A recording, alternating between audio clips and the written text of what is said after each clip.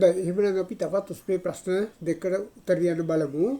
Let's discuss today's question number 62 and 63. Okay, yes,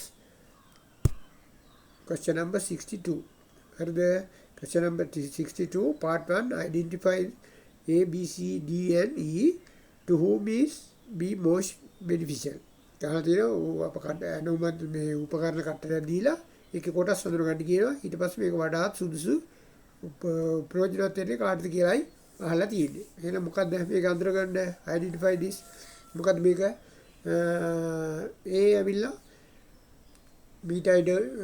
beta dose inhaler, B beta dose inhaler spacer, C ඇවිල්ලා spacer body එක එහෙම නැත්නම් chamber එක, අනිත් එක mouth piece එක, E කියන්නේ end cup එක. E කියන කැල්ල තියෙන දැන් මේ beta dose inhaler එක අයින් කරාට පස්සේ ඒ spacer එක වහලා තියෙන කප් එක. හොඳේ? හරි. එහෙනම් දෙවෙනි එක ගන්නේ කාටද මේක වඩා ප්‍රයෝජනවත් කියලා අහන්නේ. කාටද? එකක් to whom is B more beneficial? Children, elderly person, ඒ කියන්නේ වයසක පොඩි ළමයින්ට ඒක වයසක අයට අමාරුයි මේක ප්‍රෙස් කරන ගමන් අදින්න ඒ අයට. ඊළඟට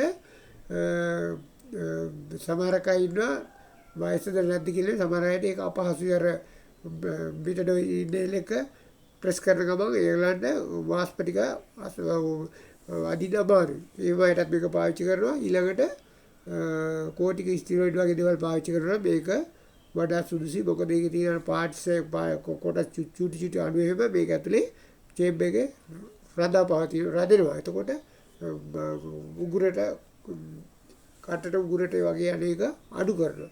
එතකොට මේ කොහොමද කියන්නේ? To whom is B more beneficial? Children, elderly patients who have difficulty coordinating their breathing with the inhaler actuation. ඊළඟට patients using inhaled corticosteroids. මේ ටික තමයි අපිට උත්තර ලියන්න තියෙන්නේ. Here is the answer. Beta dose inhaler spacer, chamber, නැත්නම් spacer body, mouthpiece, end cup. Beneficial: children, elderly patient who have difficulty coordinating their breathing with the inhaler actuation, patients using inhaler corticosteroids. එහෙනම් අපි 53 බලමු.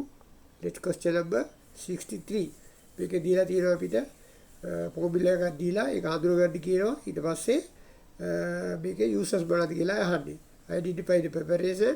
What are the uses of this preparation? මේකේ තියෙන බලන්න emulsified ointment තියෙනවා. ඊට අමතරව benzoic acid තියෙනවා, salicylic acid තියෙනවා. ඒක මතක් කරලා බලන්න මොකක්ද කියලා. මොකද්ද මේක?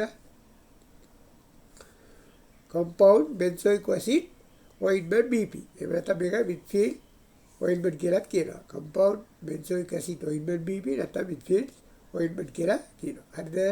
uses මොනවාද? විශේෂයෙන් මේ benzoic acid ointment එක ස්කින් එකේ තියෙන ෆංගල් ඉන්ෆෙක්ෂන් වලට තමයි පාවිච්චි කරන්නේ. ඊට අමතරව නිකම් මයිනර් ඉන්ෆෙක්ෂන් වලට දානවා.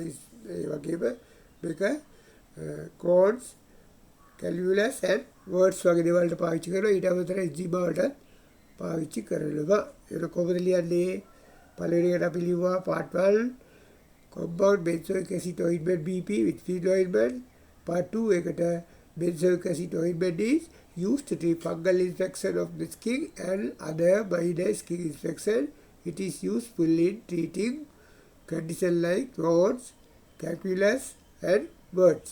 It can be applied to conditions like eczema and ringworms. ඒවත් අපිට ලියන්න පුළුවන්. එහෙනම් here is the answer for 63.